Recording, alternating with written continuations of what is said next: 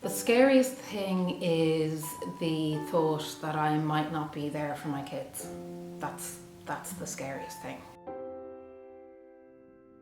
I'm sitting here today because of research and because of people like Breast Cancer Ireland, because I'm currently battling cancer for the 10th time.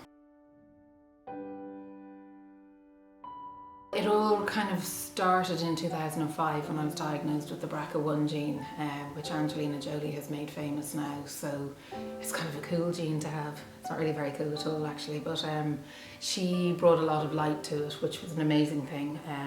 I think it was very selfless of her to do it, because in her position there was no reason for her to tell anybody. She didn't have to. Nobody would ever have known, because she had the same surgery I had. So she had a double mastectomy and had her ovaries removed, but she had reconstruction, which is what I've had as well. And nobody would ever know that you've had the surgery unless you tell them.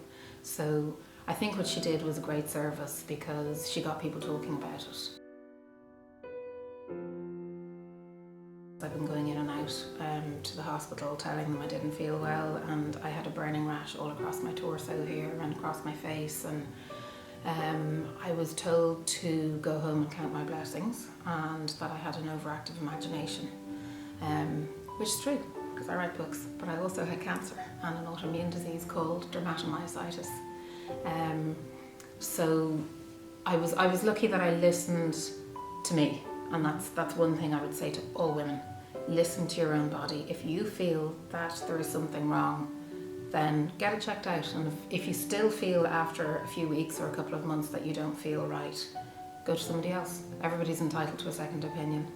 And something I probably shouldn't say, but I say it all the time anyway, go to A&E if your doctor won't see you.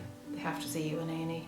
So if you feel that there is something really wrong, then get it checked, because the second opinion saved my life. You know, it's really changing. The whole face of chemotherapy and treatments are really changing, and they're getting better and more specific and less hard on the rest of your body, which is a brilliant thing. Each time I finish treatment, I hope it's not going to come back. That's all I can do. I live in hope. I'm one of these people who believes that you should live with hope. It does keep coming back, but it keeps going away as well, so that's the main thing. Life is precious. I've known that for a long time. My best friend actually died in a car crash when I was 16, and I learned that lesson when I was 16, and I've never forgotten it. I've never taken life for granted, but I think it becomes all the more precious when you know it can be taken away from you. Well, because it's Breast Cancer Awareness Month, I'm involved with an initiative that It's for Women are running online, and they basically want people to share their stories, share bits of inspiration about breast cancer.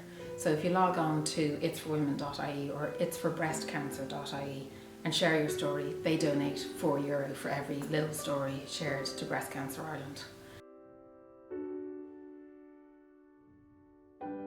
Writing is the thing that I do to keep myself sane, and because I have an office and I go there most of the time, but if I'm in having treatment or if I'm not feeling well, I just take the laptop and I go to bed. So writing is exactly the same as reading. You know, you get so involved in the story and the characters that everything else melts away. And my current book, The Heart of Winter, was pretty much written in the waiting room of St. Vincent's Hospital when I was having radiation. The train is keeping on going, I can tell you. Until somebody tells me to stop, I will keep going.